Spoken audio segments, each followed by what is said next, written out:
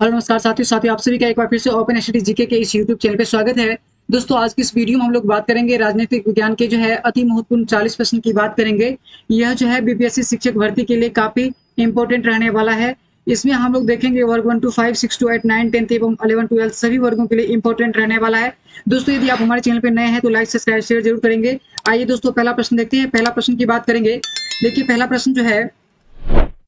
प्रश्न है दिसंबर 1953 में केंद्र सरकार द्वारा गठित राज्य पुनर्गठन आयोग में कुल कितने सदस्य थे। तो दोस्तों देखिए राज्य पुनर्गठन आयोग की बात करेंगे तो इनका गठन जो है 22 दिसंबर 1953 को जो है न्यायाधीश फजल अली की अध्यक्षता में जो है प्रथम राज्य पुनर्गठन आयोग हुआ था, जिनमें 3 सदस्य थे। इनमें जो है न्यायमूर्ति फजल अली थे, उसके बाद जो है हृदयनाथ कुंजरू और के एम पनिकर जो है शामिल थे। यहाँ प्रश्न पूछ रहा है दिसंबर 1953 में केंद्र सरकार द्वारा गठित राज्य पुनर्गठन आयोग में कुल कितने सदस्य थे।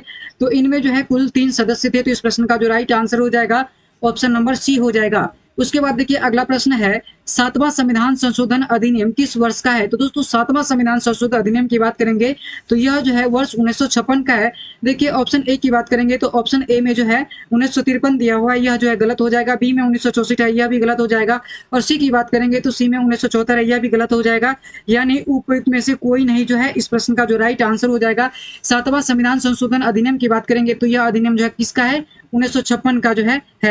उसके बाद देखिए भारत की स्वतंत्रता के समय गवर्नर जनरल कौन था। तो दोस्तों भारत की स्वतंत्रता के समय की बात करेंगे तो देखिए भारत को जो है स्वतंत्रता जो है यह जो है 15 अगस्त 1947 को जो है 15 अगस्त 1947 को जो है भारत को जो है स्वतंत्रता की प्राप्ति हुई थी। और उस समय जो है गवर्नर जनरल की बात करेंगे तो लॉर्ड माउंटबेटन जो है उस समय गवर्नर जनरल हुआ करते थे, जो इस प्रश्न का राइट आंसर हो जाएगा। उसके बाद देखिए जुलाई 1946 में भारतीय राष्ट्र कांग्रेस ने निम्न में से किसकी अध्यक्षता में जो है भावी संविधान पर विचार करने के लिए एक विशेष समिति का गठन किया। दोस्तों देखिए जुलाई 1946 की बात करेंगे तो जुलाई 1946 में जो है भारतीय राष्ट्र कांग्रेस के द्वारा जो है निम्न में से किसकी अध्यक्षता में जो है भावी संविधान पर विचार करने के लिए जो है एक विशेष समिति का जो है गठन किया था। देखिए ऑप्शन ए की बात करेंगे तो ऑप्शन ए में जो है सरदार वल्लभ भाई पटेल है, बी में जवाहरलाल नेहरू है, उसके बाद देखिए सी में महात्मा गांधी है। तो यह जो है इसका जो है भावी संविधान का जो है यानी अध्यक्ष के रूप में जो है यह जो आपको महात्मा गांधी को जो है विशेष समिति का जो है गठन करने का जो है सिफारिश किया गया था। यानी जुलाई 1946 में जो है भारतीय राष्ट्र कांग्रेस की निम्न में से किसकी अध्यक्षता में जो है भावी संविधान पर विचार करने के लिए जो है एक विशेष समिति का जो है गठन किया गया था। तो यह आपको जो है इस प्रश्न का जो राइट आंसर हो जाएगा महात्मा गांधी हो जाएगा।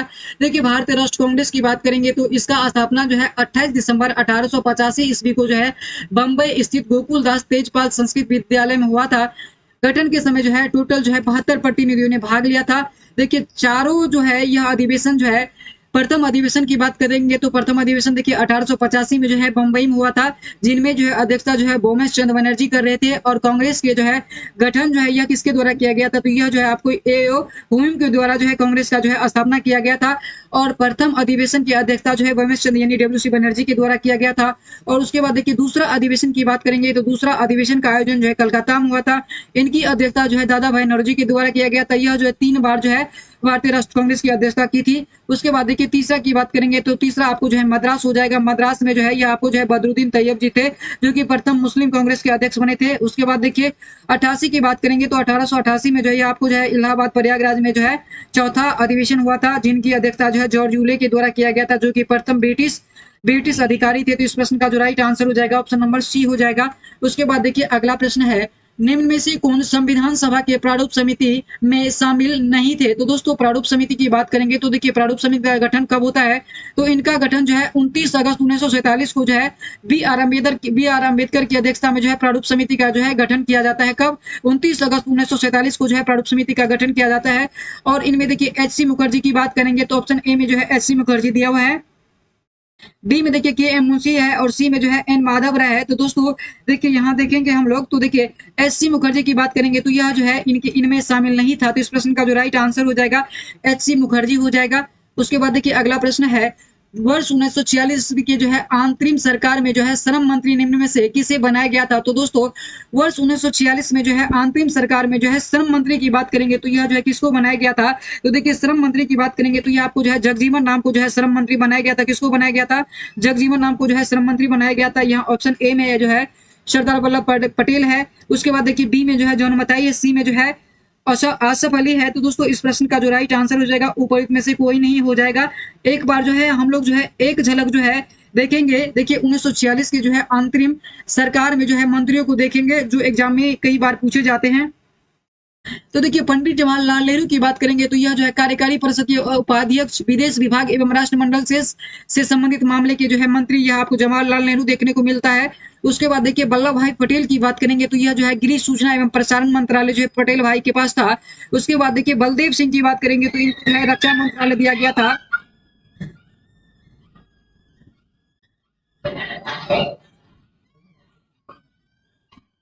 डॉक्टर जॉन की बात करेंगे तो डॉक्टर जॉन जो है यह उद्योग एवं आपूर्ति मंत्रालय इसको दिया गया था। सी राजगोपालाचारी की बात करेंगे तो इनको जो है शिक्षा मंत्रालय दिया गया था। उसके बाद देखिए सी एच भाभा की बात करेंगे तो यह जो आपको कार्य खनन एवं शक्ति मंत्रालय जो है सी एच भाभा के पास था। राजेंद्र प्रसाद की बात करेंगे तो यह जो है खाद्य एवं कृषि की बात करेंगे तो यह जो राजेंद्र प्रसाद को दिया गया था, जो एग्जाम में कई बार बीपीएससी के द्वारा पूछे जा चुके हैं। उसके बाद देखिए आसफ अली की बात करेंगे तो रेलवे मिनिस्टर जो है आसफ मनी अली को दिया गया था। जगजीवन राम श्रम मंत्रालय थे। लियाकत अली की बात करेंगे तो इनको जो है वित्त मंत्रालय दिया गया था। और टीटी चुंदगिरी की बात करेंगे तो वाणिज्य मंत्रालय दिया गया था। अब्दुल रब नस्तर की बात करेंगे तो इनको जो है संचार मंत्रालय का मंत्री बनाया गया था। उसके बाद देखिए गजनफर अली खान की बात करेंगे तो इनको जो है स्वास्थ्य मंत्रालय बनाया गया था। उसके बाद जो है जोगेंद्र नाथ मंडल की बात करेंगे तो इनको जो है विधि मंडल जो है बनाया गया था। इनमें देखिए मुख्य रूप से जो है 4-5 प्रश्न जो है जो एग्जाम में रिपीट होते हैं। उनमें देखिए बलदेव सिंह की बात करेंगे तो इनको जो है रक्षा मंत्रालय दिया गया था। और सरदार वल्लभ भाई पटेल की बात करेंगे तो गृह सूचना मंत्रालय दिया गया था। और देखिए सी राजगोपालाचारी की बात करेंगे तो इनको शिक्षा मंत्रालय दिया गया था। उसके बाद जो है राजेंद्र प्रसाद को तो रट ही लेना है, क्योंकि राजेंद्र प्रसाद जो है एग्जाम में बीपीएससी के द्वारा कई बार पूछे जा चुके हैं। तो राजेंद्र प्रसाद को जो है खाद्य एवं कृषि मंत्रालय दिया गया था।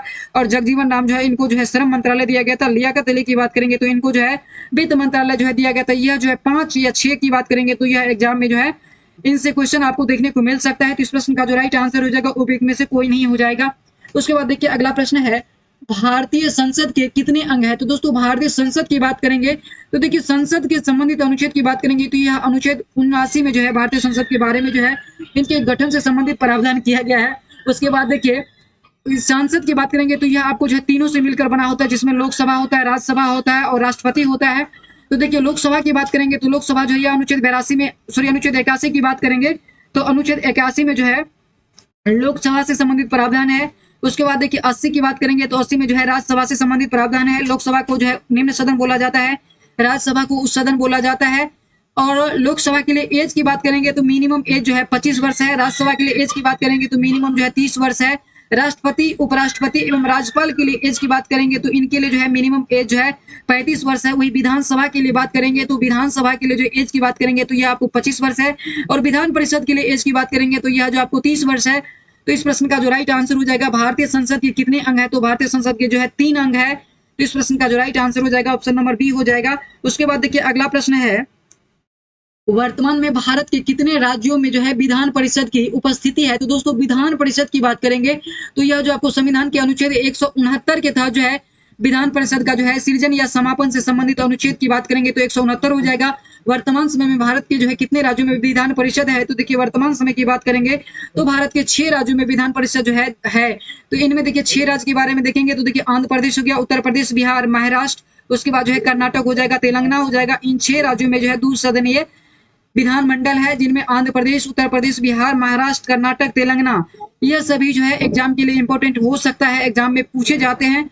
देखिए 6 राज्यों की बात करेंगे तो 6 राज्यों में जो है द्विसदनीय जो है सदन है। उसके बाद जो है 22 राज्यों शेष बचते हैं जिनमें एक सदस्य संरचना है। उसके बाद देखिए विधानमंडल से संबंधित गठन का प्रावधान जो है इनको जो है अनुच्छेद 168 में रखा गया है। विधान परिषद की बात करेंगे तो इनको जो हम लोग पहले पढ़ चुके 169 में है। विधानसभा की संरचना की बात करेंगे तो 170 में है। विधानमंडल का सदस्य बनना तो यह अनुच्छेद 173 में है। तो इस प्रश्न का जो राइट आंसर हो जाएगा ऑप्शन नंबर बी हो जाएगा। देखिए आरंभ में भारतीय संविधान सभा में जो है ब्रिटिश अधीन भारतीय क्षेत्रों के लिए जो है कुल कितने सीट आवंटित किए गए थे। तो दोस्तों आरंभ में जो है भारतीय संविधान सभा में जो है ब्रिटिश अधीन भारतीय क्षेत्रों के लिए जो है कुल कितने सीट जो है आवंटित किए गए थे। तो यह जो है 296 सीट जो है आवंटित किए गए थे। तो इस प्रश्न का जो राइट आंसर हो जाएगा ऑप्शन नंबर बी हो जाएगा। ब्रिटिश अधीन भारतीय क्षेत्रों की बात की जा रही थी, इनमें जो है ऑप्शन नंबर बी हो जाएगा, यानी 296 हो जाएगा। देखिए कैबिनेट मिशन कुल कितने सदस्य थे। तो दोस्तों कैबिनेट मिशन की बात करेंगे तो इनका गठन जो है 24 मार्च 1946 को जो है 24 मार्च 1946 को जो है कैबिनेट मिशन का जो है गठन किया जाता है। इनमें टोटल सदस्यों की बात करेंगे तो इनमें टोटल जो है 3 सदस्य थे, जो कि लॉर्ड पैथिक लॉरेंस थे, जो कि इनके अध्यक्ष थे। उसके बाद जो है स्टीफर्ड क्रिप्स थे और उसके बाद जो है एबी अलेक्जेंडर जो है इनके 3 सदस्य हुआ करते थे।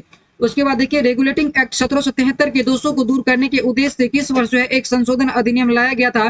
तो दोस्तों रेगुलेटिंग एक्ट की जो है यानी रेगुलेटिंग एक्ट की बात करेंगे तो 1773 के दोषों को दूर करने के उद्देश्य से जो है किस वर्ष जो है संशोधन अधिनियम लाया गया था? तो यह 1774 में जो है देखिए किस वर्ष जो है एक संशोधन अधिनियम लाया गया था? तो यह जो आपको कब लाया गया था? तो यह जो आपको 1781 में लाया गया था। तो इस प्रश्न का जो राइट आंसर हो जाएगा कब लाया गया था? 1781 में लाया गया था, यानी ऑप्शन नंबर बी जो है इस प्रश्न का राइट आंसर हो जाएगा।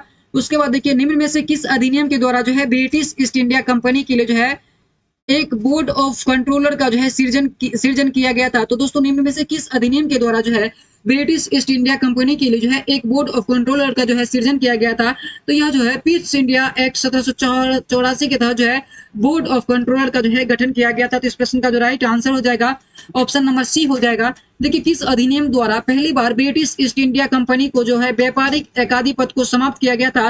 तो दोस्तों किस अधिनियम द्वारा जो है पहली बार ब्रिटिश ईस्ट इंडिया कंपनी के जो है व्यापारिक एकाधिपत्य को जो है समाप्त किया गया था? तो यह जो है चार्टर एक्ट 1813 एक्ट के द्वारा जो है चार्टर एक्ट 1813 के द्वारा जो है पहली बार जो है ब्रिटिश ईस्ट इंडिया कंपनी के जो है व्यापारिक एकाधिकार को जो है समाप्त कर दिया गया था। और पूर्ण रूप से जो है समाप्त जो है या आपको जो है पूर्णतः कहिए तो यह जो 1833 के एक्ट के तहत जो है समाप्त कर दिया गया था।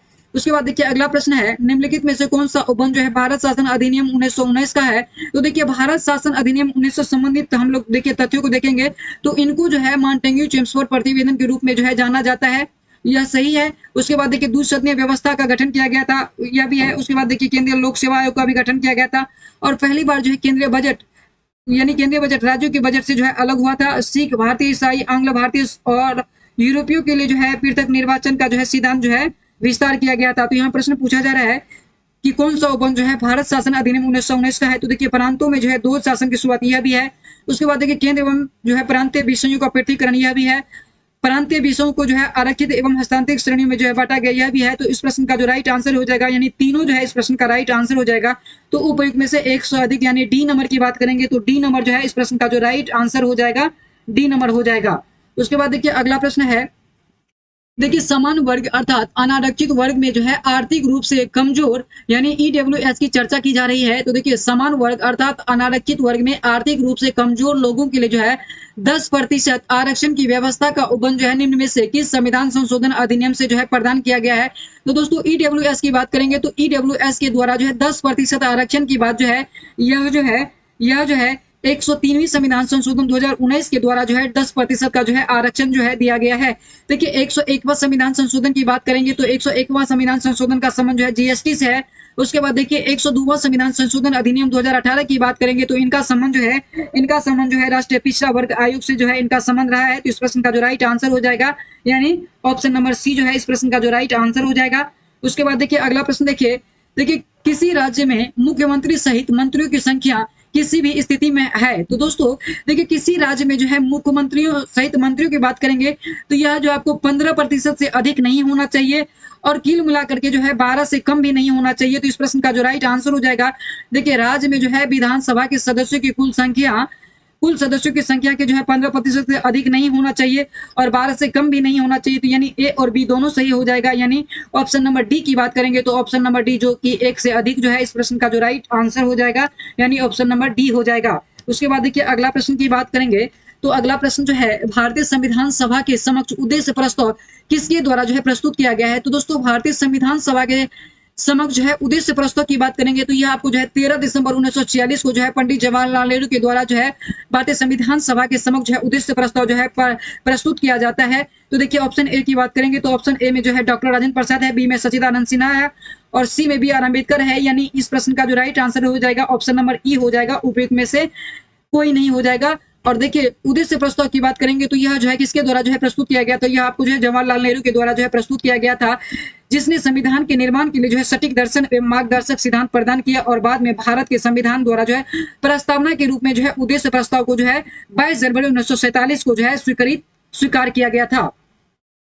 देखिए, भारत में जो है लोक सेवा आयोग के गठन का प्रावधान पहली बार निम्न में से किस अधिनियम में किया गया था? तो दोस्तों, भारत में जो है लोक सेवा आयोग का गठन जो है, यह जो है भारत शासन अधिनियम 1919 के तहत जो है पहली बार जो है इनका गठन से संबंधित जो है प्रावधान किया गया था।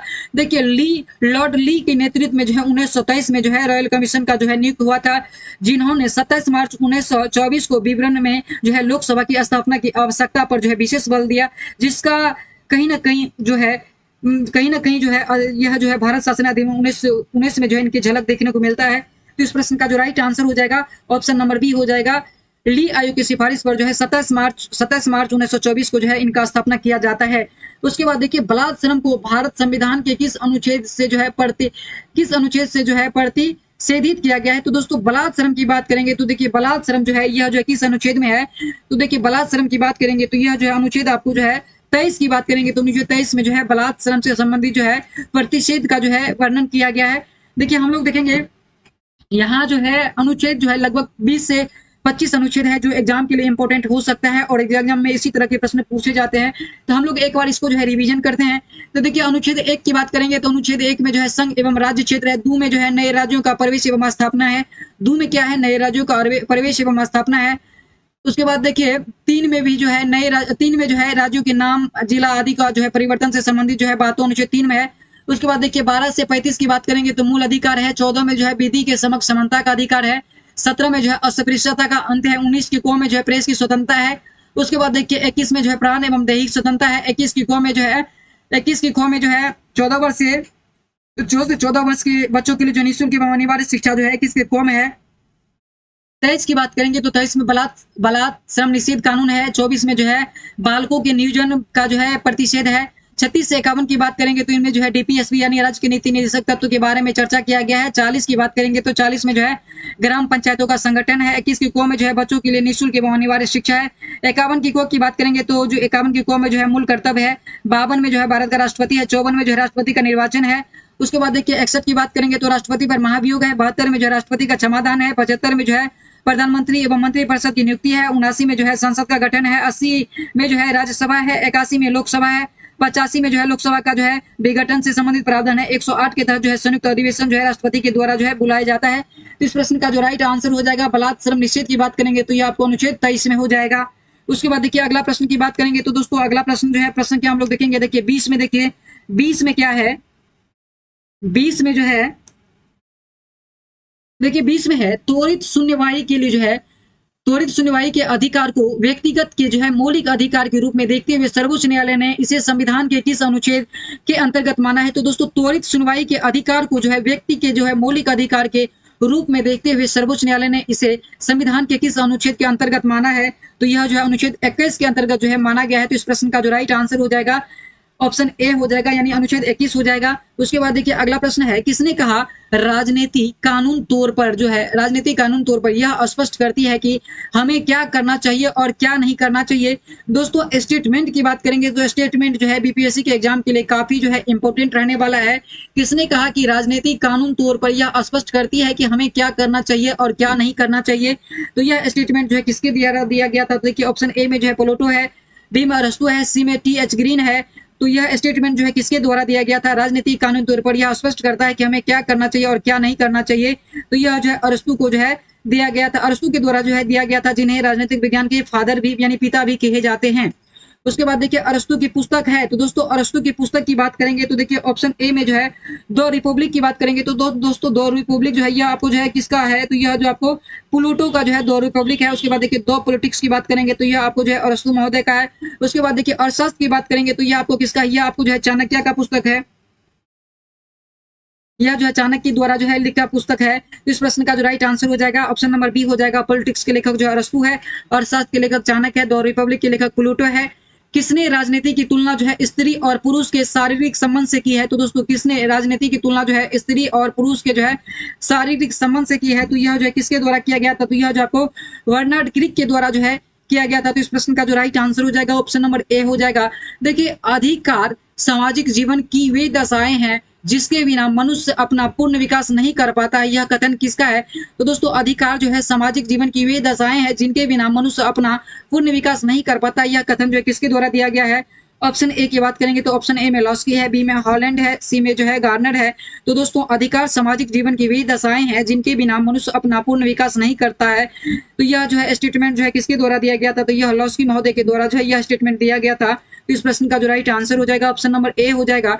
देखिए संपत्ति के अधिकार को मौलिक अधिकार की सूची से जो है कब हटाया गया था, तो यह आपको जो है यह जो आपको कब हटाया गया था, तो यह 44वें संविधान संशोधन 1978 के द्वारा जो है संपत्ति के अधिकार को जो है मौलिक अधिकार की सूची से जो है हटा दिया गया था। तो इस प्रश्न का जो राइट आंसर हो जाएगा ऑप्शन नंबर बी हो जाएगा।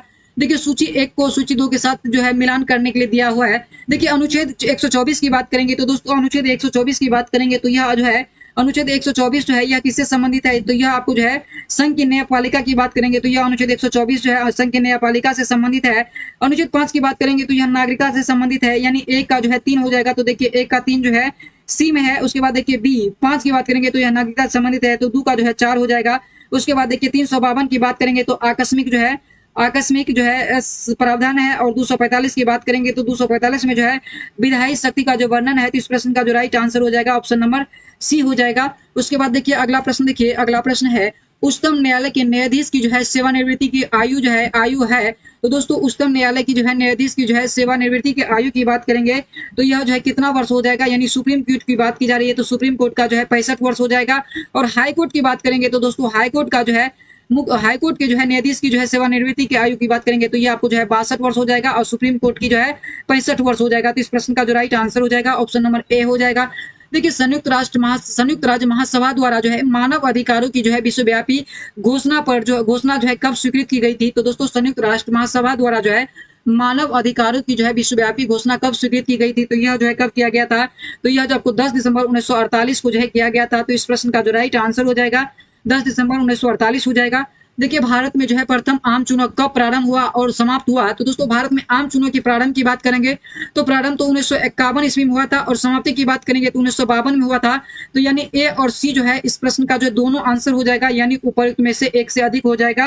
राइट आंसर की बात करेंगे तो राइट आंसर जो है ऑप्शन नंबर डी जो है इस प्रश्न का राइट आंसर हो जाएगा। उसके बाद देखिए अगला प्रश्न है प्रजातीय भेदभाव किसका उल्लंघन है, तो दोस्तों प्रजातीय भेदभाव की बात करेंगे तो यह जो है किसका उल्लंघन है, तो यह जो आपको किसका उल्लंघन हो जाएगा, तो यह आपको जो है सामाजिक समानता एवं सामाजिक न्याय का उल्लंघन जो है हो जाएगा। तो इस प्रश्न का जो राइट आंसर हो जाएगा ऑप्शन नंबर सी हो जाएगा। देखिए धर्मनिरपेक्ष राज्य के संबंध में निम्न से कौन सा कथन गलत है, तो दोस्तों कौन सा कथन जो है गलत पूछा जा रहा है, तो धर्म के आधार पर भेदभाव नहीं किया जाता है। तो देखिए धर्म के आधार पर जो है भेदभाव तो किया जाता है। उसके बाद सॉरी देखिए यहाँ धर्मनिरपेक्ष राज्य के संबंध में कौन सा कथन गलत है, तो देखिए गलत की बात करेंगे राज्य का कोई अपना धर्म नहीं होता है। देखिए ऑप्शन ए की बात करेंगे तो धर्म के आधार पर भेदभाव नहीं किया जाता है। बी में देखिए राज्य का कोई अपना धर्म नहीं होता है।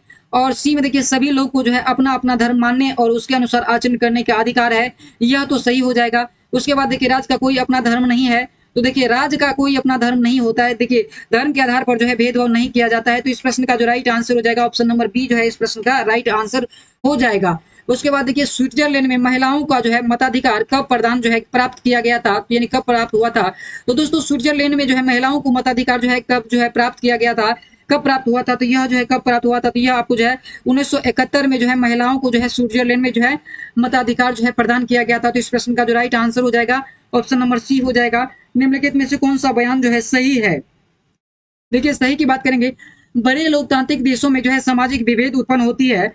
बी में देखिए सामाजिक विभेद का जो है राजनीतिक पर कोई प्रभाव नहीं पड़ता है। सी में देखिए लोकतांत्रिक व्यवस्था में एक व्यक्ति की जो है कई पहचान होती है।